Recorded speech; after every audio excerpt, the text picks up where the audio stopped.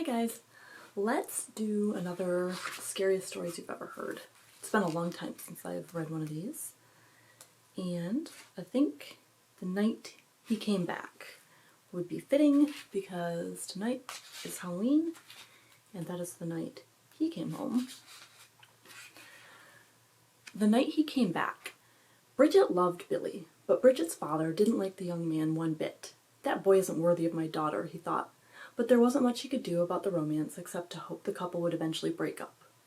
But it didn't happen, at least not without a little help. Bridgette won a scholarship to go to college overseas, but if she went, she would have to be gone for 2 years. She begged Billy to go with her, but he couldn't afford it. Instead, he gave Bridgette an engagement ring and promised her they would be married as soon as she returned. Why didn't he spend that money on the trip? Of course, Bridgette's father was not very pleased to learn of the engagement, but his daughter would not be swayed. She left for Europe wearing the ring, while Billy remained in town working in the local factory. Several months went by. Then one day Bridgette's father received a small package from his daughter. Inside was the ring.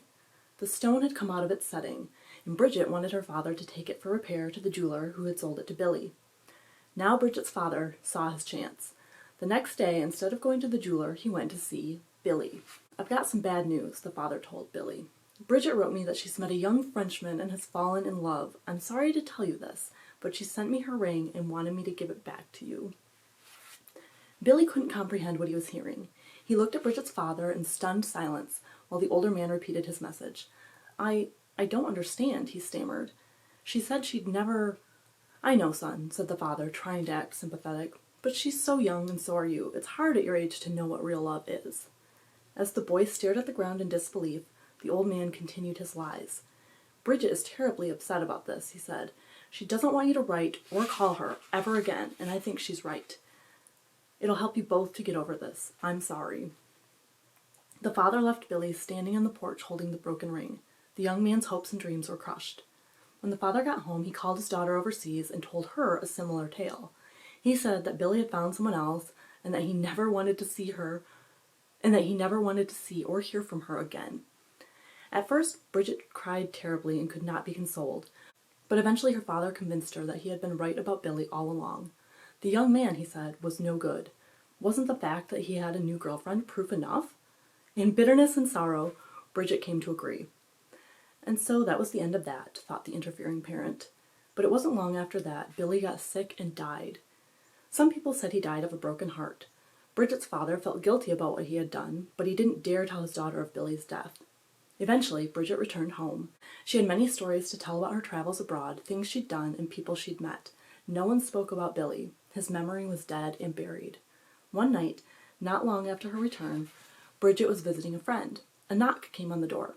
When she joined her friend to answer the door, Bridgette was shocked to see Billy standing on the porch. "Bridgette, you have to come with me," he said. "Your father needs you at home right away. He asked me to come and get you." Not knowing that Billy had died more than a year before, Bridgette walked out with him, got on his motorcycle behind him, and left. "I thought you didn't want to see me anymore," she yelled over the whine of the engine. "Who is this girl you fell in love with?" "I've loved only you," said Billy. "I want you to remember that always. Everything else has been a mistake." As she held on to Billy, Bridgette thought he felt cold and clammy. "Are you okay?" she asked. "My throat's sore," said Billy.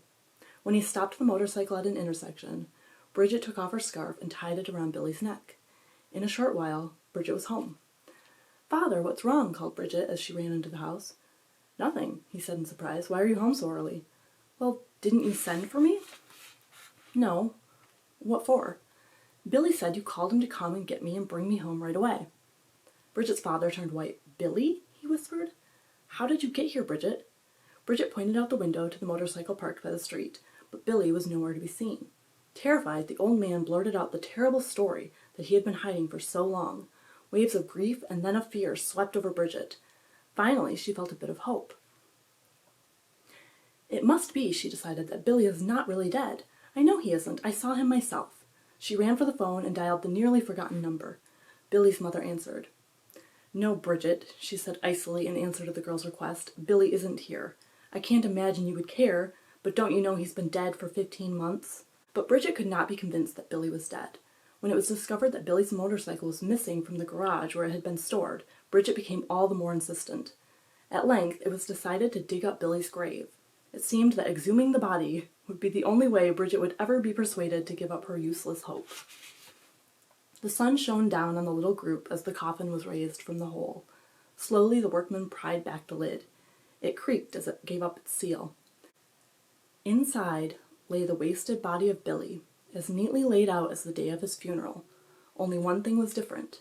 Around his neck, lovingly tied, was Bridgette's scarf. Ooh. Have a spooky day.